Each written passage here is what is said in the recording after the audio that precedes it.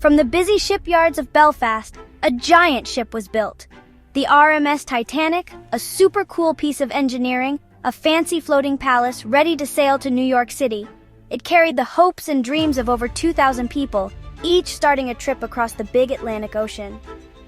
They didn't know their trip would become a famous story, a sad reminder of how unpredictable the ocean can be. Join me as we explore the story of the Titanic, its sad ending, and the amazing discovery of its remains on the ocean floor. This grand ship, with its tall smokestacks and shiny hull, was the fanciest thing in the early 1900s. First-class passengers had super nice rooms, yummy food, and the promise of a new life in America. Down below, families huddled together, their few belongings packed tightly, feeling both scared and hopeful. The Titanic was like a mini-world, a floating place of differences and dreams.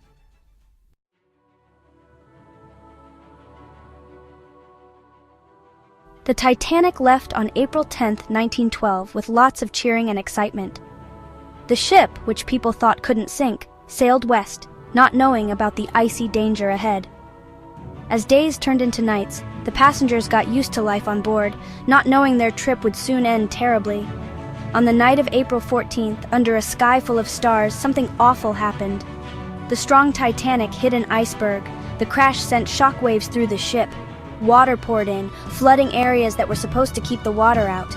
People started to panic as they realized how serious things were. The unsinkable ship was sinking.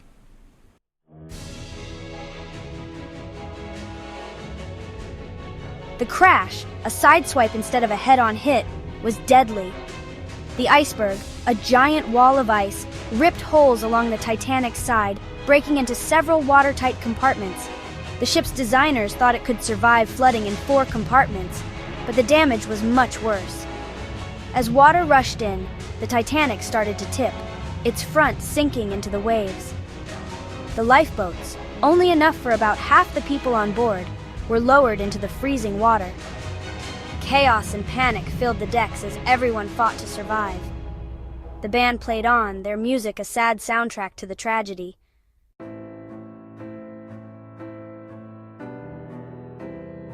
So, the Titanic, this giant ship, sailed on, not knowing about the icy monster in its path. There was no moon, and the ocean looked calm, a perfect setup for disaster. At 11:40 p.m., a lookout yelled, "Iceberg, right ahead!" People rushed to give orders. The engines were reversed, but the huge ship turned very slowly. It almost missed, but not quite. The iceberg, a huge tower of ice, hit the Titanic's side. The hit felt small to those on board, just a little shake and a scraping sound. But underwater, the damage was terrible. The iceberg ripped through the ship's bottom in many places, breaking 5 of its watertight compartments. Freezing water rushed in, sinking the unsinkable ship.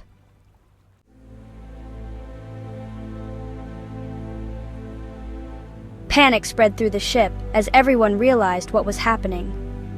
The unsinkable Titanic was sinking, and the huge North Atlantic offered little hope. Orders were given to get the lifeboats ready, but it was chaotic as people tried to understand what was happening. The band kept playing, their music a sad contrast to the screams and cries.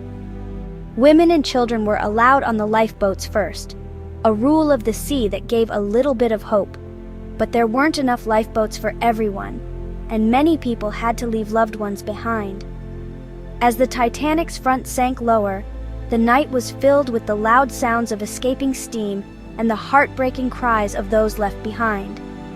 Another ship, the Carpathia, heard the Titanic's calls for help and came to rescue the few lucky people who escaped, but it was too late to save everyone.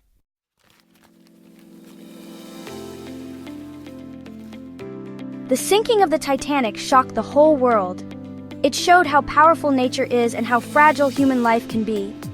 As years went by, the Titanic became a legend, its final resting place a mystery hidden in the ocean. But people didn't forget the Titanic. Explorers and historians dreamed of finding the lost ship and figuring out what happened. The deep ocean held secrets, and the Titanic's story made people want to uncover them. For many years, Expeditions went out with the newest technology, determined to find the wreck. It was really hard. The search area was huge, the pressure at that depth was crushing, and underwater exploration was difficult.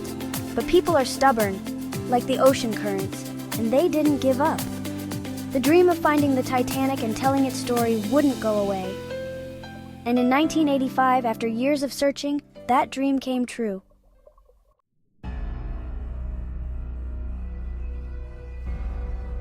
For over 70 years, the Titanic lay quiet in the dark North Atlantic. The tragedy became a legend, and no one knew exactly where it was. In 1985, Dr. Robert Ballard's team used new sonar technology. They scanned the ocean floor and mapped it carefully. On September 1st, 1985, a faint shape appeared on the sonar screen. It was a boiler, just like those on the Titanic. The Titanic had been found. The discovery shocked the world. The Titanic, once grand, now a quiet monument to the sea.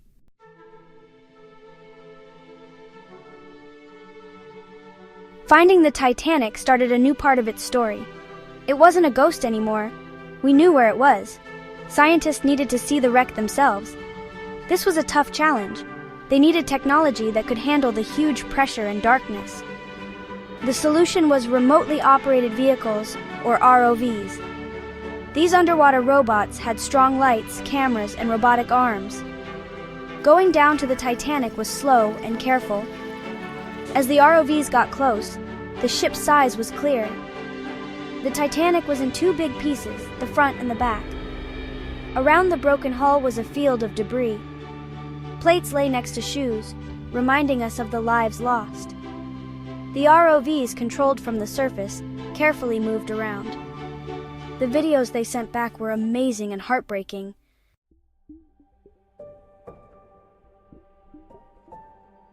Exploring the Titanic's wreck helped us understand what happened that night, but it also let us connect with the people who were on board.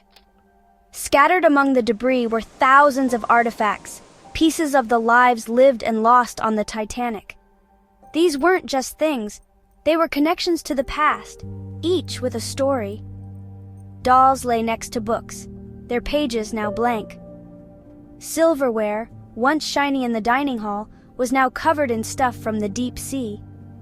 Each object, carefully collected and labeled, showed us a little bit of the passengers and crew's lives.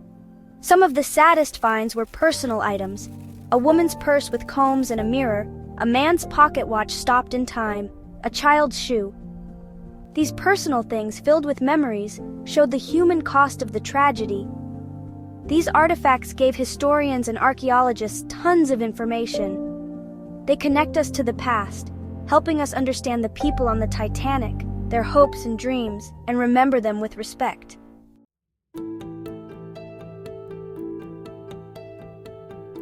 Here, 2.5 miles under the North Atlantic, lies the Titanic.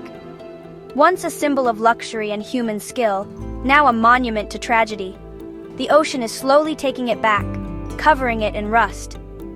Even though time has passed, the ship is still huge.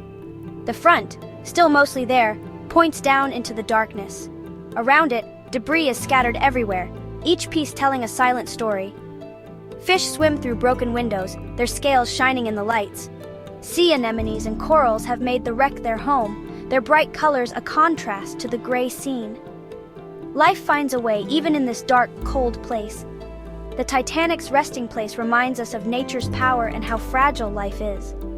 It's a place of sadness and beauty, where the echoes of the disaster remind us to remember those lost in the Atlantic.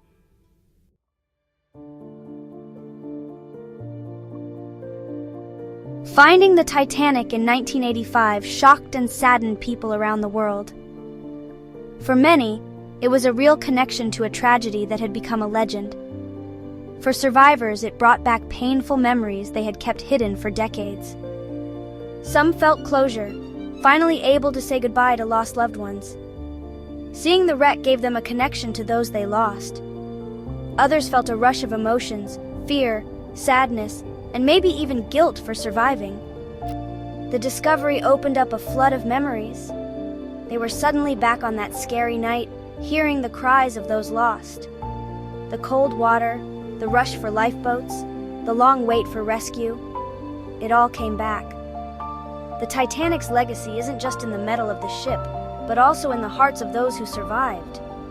Their stories remind us of the human cost of the disaster, a legacy passed down through families.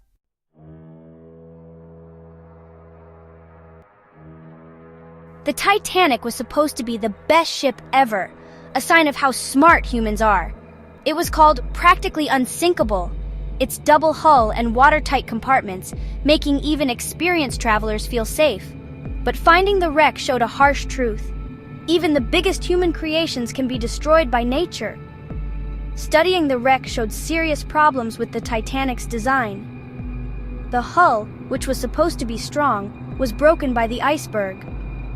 The rivets holding the hull together, now rusty and old, show how weak it really was. The watertight compartments, meant to stop flooding, didn't go all the way up. As the front filled with water, the ship tipped too much, letting water spill over the tops of the compartments, which caused the Titanic to sink. The Titanic story reminds us that even the best technology can fail. It shows us to be humble about nature's power and teaches us about the dangers of being overconfident and making mistakes.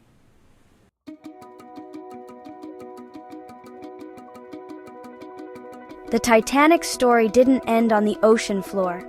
It has been told over and over in books, movies, and documentaries. The Titanic keeps sailing in our imaginations. The 1997 movie, Titanic, showed the disaster to a new generation. It showed how fancy the ship was and the dreams of the people on board, and it reminded us that life is fragile and the ocean is unpredictable. But the Titanic means more than just entertainment.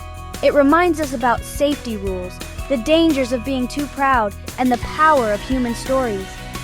Even now, over 100 years later, the Titanic inspires research and exploration. New technologies help us study the wreck, understand what happened, and remember the people who died.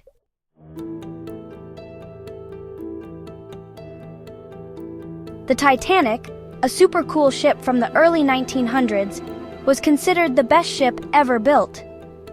Newspapers and ads said it couldn't sink, showing how confident people were in its design. This belief came from its double hull and watertight compartments, meant to keep it afloat even if it hit something. The Titanic was huge and luxurious, capturing everyone's attention. Its fancy rooms and grand design made people think it was invincible. But this confidence hid a big problem: not enough lifeboats. Because they thought the ship couldn't sink, they only had enough lifeboats for some of the people on board. The Titanic reminds us that even the best technology can be beaten by nature. It shows us to be prepared even if we think our technology is unbeatable. The tragedy shows what can happen when we are too confident and make mistakes.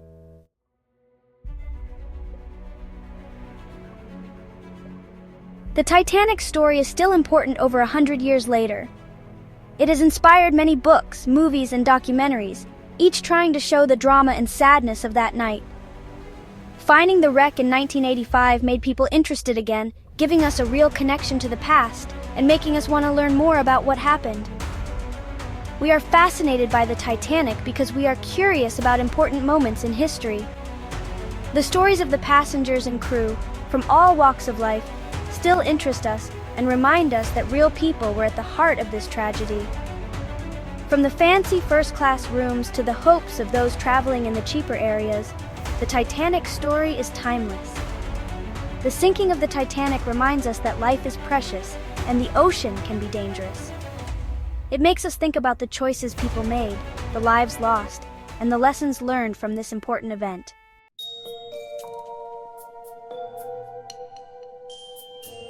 So, we leave the Titanic resting on the ocean floor, a quiet memory of the past.